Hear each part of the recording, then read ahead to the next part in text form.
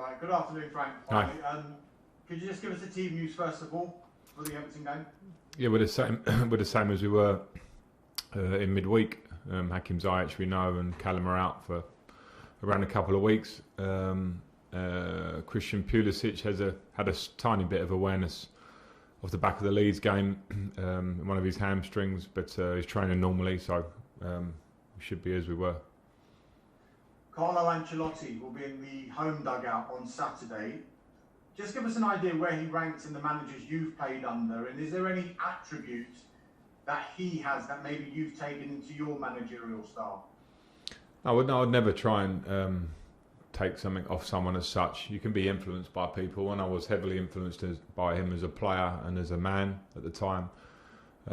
He's right at the top when I speak about the managers that I work with. For everything about him, his huge success he's had in his career at various clubs, and one-to-one I found him a great coach, a great man, and as I say, he influenced me, and I very much look forward at all times to seeing him and speaking to him. Frank, I'm sure you would have seen the players walking off in Paris on Tuesday.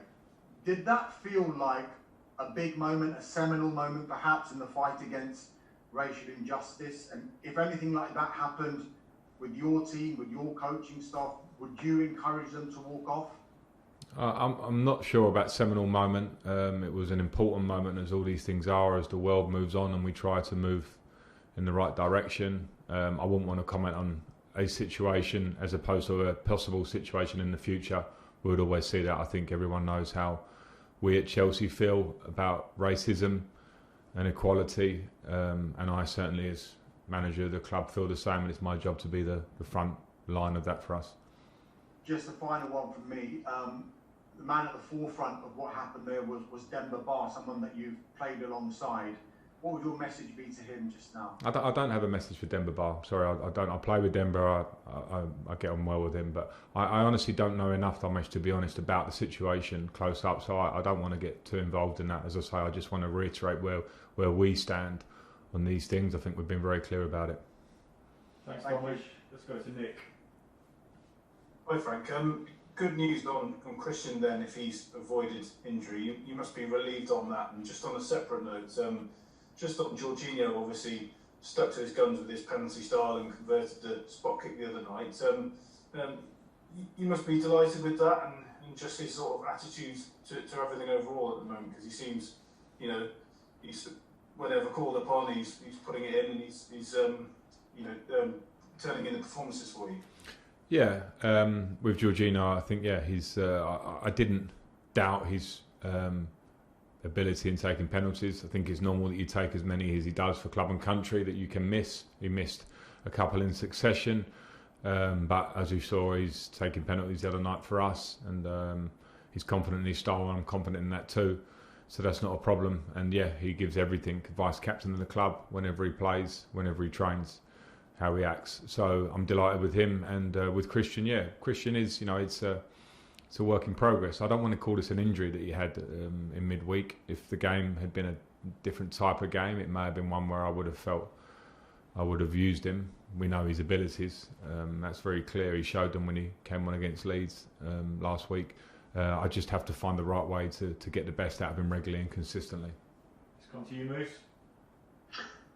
Hi Frank, how are you? Very good, thanks. Just got a couple on Everton really. First of all, they started the season really well, but have kind of fallen away since then. Do you think it's a bit of a false dawn, or do you think your friend Carlo Ancelotti is going to have to take a little bit of time to turn it around? Because from the outside, it's hard to see why Everton don't challenge more towards the top six. I just think that's the Premier League, and it's the nature of it. And they started very well. They've got quality players. I think they had quality players anyway. They've brought in quality players. They have a fantastic manager, one of the best in the world. And this Premier League, unfortunately, is unforgiving. I know they've had a few injuries, but we all have our own moments or patches where it's results are challenging. But it doesn't change my thoughts about how I approach playing against Everton. I think they're a very, very good side with great individuals within a really good collective that can that can win games, as we saw early in the season. So I'm focusing more on their strengths and the dangers that we faced going up there, which we found out last year. I know it was a different time, different manager at the time, although he's still on the staff. But it was a very tough match for us, and that should be fresh in our minds. And in terms of the title race, I know you're going to say we're only in December and the title isn't won in December, but we genuinely have a really exciting title race between more than one or two teams this season, which obviously you're heavily involved. Jose describes Spurs as being only a little pony at the moment. Where would you put Chelsea? I don't know. I mean, I don't want to find a play on words with it or anything. I just want to say that we are happy where we are, but I know that there's a long way to go. I don't think it really matters too much, the rhetoric. Jose gets asked about it a lot. I do, once, twice, 3 times a week, and you have to give an answer. I think with Tottenham, they've got fantastic players and a really strong squad. And the words are not that important at this point. It's more about, for us at Chelsea, how much we keep working and understand that consistency over a season is what wins titles, not matches until the middle of December. Alistair at BC. Hi Frank, I just wondered, just picking up on that, are you ahead of where you expected so far this season? It was really hard to have clear expectations because of the variables at the start of the season. The COVID times, pre-season, new signings, some injuries.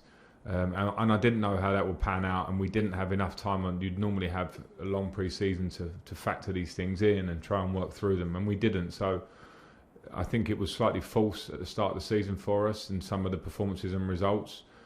And at the moment we're getting very good performances and results, and the reality is we're probably somewhere in the middle of that, and we need to make sure the consistency is something we find going forward. So I'm not sure where we are compared to expectations. I always want more. That's just where I'm at the moment. I'm going to finish this section with a question from Andy Sixsmith. Go ahead, Andy. Hi Frank, just given how hectic this season is with COVID and everything surrounding it, I know Champions League is clearly an important competition for Chelsea, but how important is it to just have the Premier League for the next couple of months to focus on, given the hectic schedule? Yeah, it's important, and it's why it was very good for us to win our group in the Champions League and get a real confidence booster, and then put that away until that starts again in the new year, and to focus on what is a busy schedule. If you look at our next 4 games, Everton, we'll go to Wolves, we have West Ham, we have Arsenal on Boxing Day. And you see exactly how challenging that is in a short space of time, because they all are really strong teams. So it's important for focus. It's important for the squad to understand that this Premier League is so tough and so unforgiving that if we drop our standards, we won't be where we want to be. So focus all on the Premier League.